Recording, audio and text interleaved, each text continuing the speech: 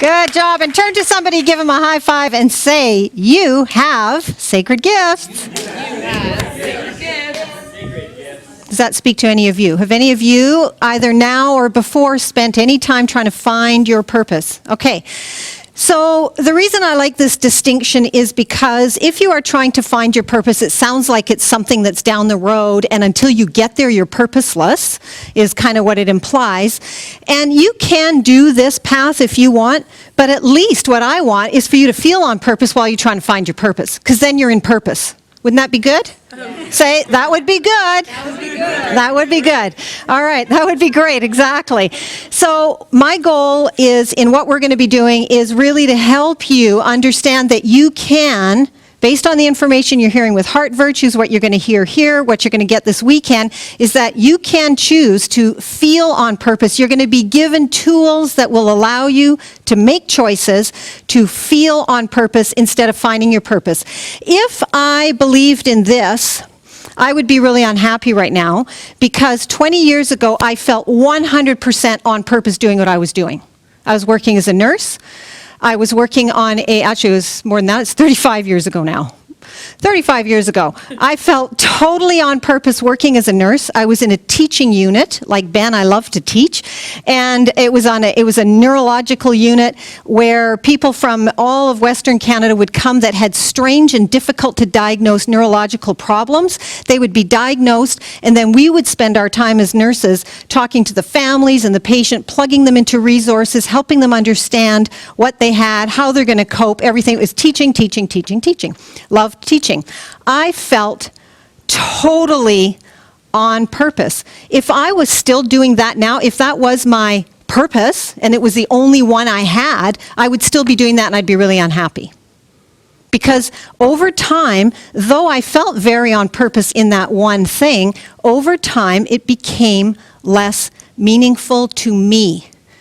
It did not become less meaningful to the planet or the patients who were needing that resource. It became less meaningful for me, and I needed to step out and let somebody else step in to whom that experience would feel totally meaningful so that that nurse could feel on purpose, and I needed to get out of there. Then, after this experience, I went into the intensive care unit. Now, the intensive care unit at Vancouver General Hospital is traumas, gunshots. You know, it's a massive trauma unit. And so here I am. I love to teach. I'm no longer feeling meaningful sort of connection doing the work I'm doing. So a couple of nurse friends said to me, you should go to intensive care. It's going to challenge you. I go into the intensive care unit. I was challenged initially because I had to learn a lot, and I do love to learn, so it was like this massive learning curve.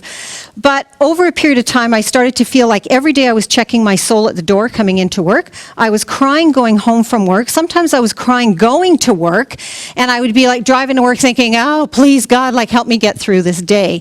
The reason was not because there was anything wrong with the intensive care unit. It's because there was zero opportunity to teach. They are in freaking comas.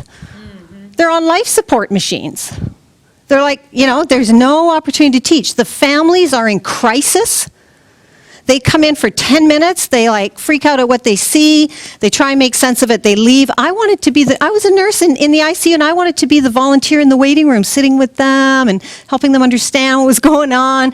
So I did not feel on purpose because I was not using my gift of teaching. So I thought, oh, I'm burnt out in nursing, I should quit nursing. You know, I guess that's the problem. This is what burnout is. Until I realized the issue was not nursing. The issue was I was not getting the opportunity to express my gift of teaching in an area that was meaningful to me. So when I started incorporating that, I felt on purpose again. So then in the 1990s, I started teaching wellness, health, nutrition, and I felt totally on purpose. I would fill a room, like 500 men would come to hear me speak, and I would do a talk called Bowels, Balls, and Baldness. I would fill the room. I had a blast. I felt totally on purpose. Totally on purpose. Was that my purpose in life? Well, I'd still be doing that, and I'm not. After a while, I was good at it. I got great feedback. It didn't kind of energize me anymore because there was this little thing inside of me pulling me towards personal development. I started attending personal development work, and then it was like, oh, that's really meaningful to me. I want to be a part of that. So I faded out of nutritional health wellness, started more into teaching personal development. And then I felt totally on purpose. I felt what? On purpose. So the meaningfulness of where I was applying my gift changed. The gift didn't change. The gift was teaching. I was 5 years old playing with my cousins. Let's play school. I'll be the teacher. It was just like a theme in my life, right?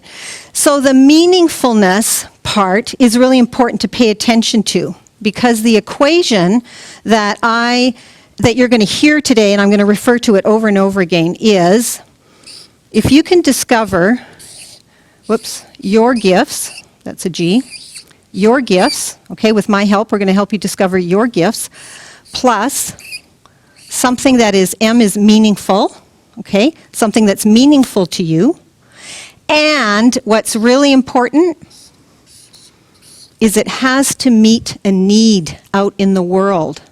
Somebody has to benefit from what you are doing. When you combine one or more of your gifts to something that is meaningful to you, that somebody is benefiting from, trust me, you are going to feel on purpose. I dare you to try and make that not work. So when you know your gifts, adding it to something that's meaningful, that fills a need in the world, in your family, in the community, in your church, I don't care what it is, but somehow somebody or something or a situation somehow benefits, that's when you're going to get that juicy feeling of feeling on purpose. Is that good? Yes. Good. Turn to somebody and say, that's exciting. That's exciting.